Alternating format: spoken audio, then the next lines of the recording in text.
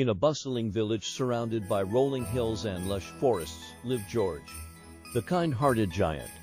George was not only the tallest, but also the gentlest giant anyone had ever known.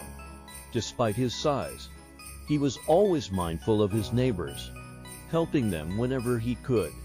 George, however, was not known for his sense of style. He wore the same old brown tunic and ragged sandals every day. The villagers loved him regardless. But George often wished he could look as nice as he felt inside. One day, as he wandered through the village, George came across a new store with a sign that read Giant's Tailor. Curious, he stepped inside and was greeted by a tiny, cheerful tailor named Sam. "Welcome, George," said Sam with a smile. "I've been expecting you. How about we make you the spiffest giant in town?" Georgie's eyes lit up with excitement. Sam took his measurements and got to work. Using the finest fabrics and brightest colors, he crafted a magnificent outfit complete with a vibrant blue jacket, a crisp white shirt, shiny black shoes, and a red tie. When George tried on his new clothes, he couldn't believe his eyes. He looked dashing. As he walked out of the store, the villagers gasped in awe. They had never seen such a spiffy giant before. As George strolled through the village in his new attire, he felt a new sense of confidence. He helped a cat down from a tree, fixed a broken fence, and even assisted the baker by carrying heavy sacks of flour.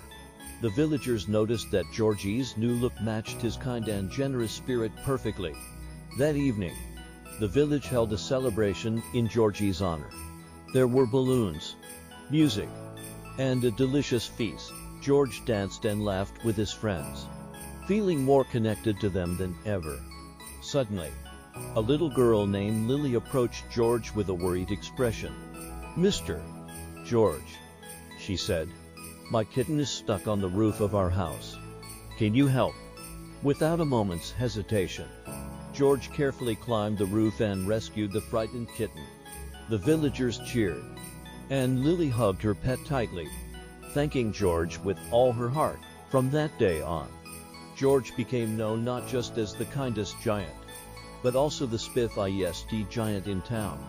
His new clothes were a reflection of his beautiful heart, and the villagers loved him even more.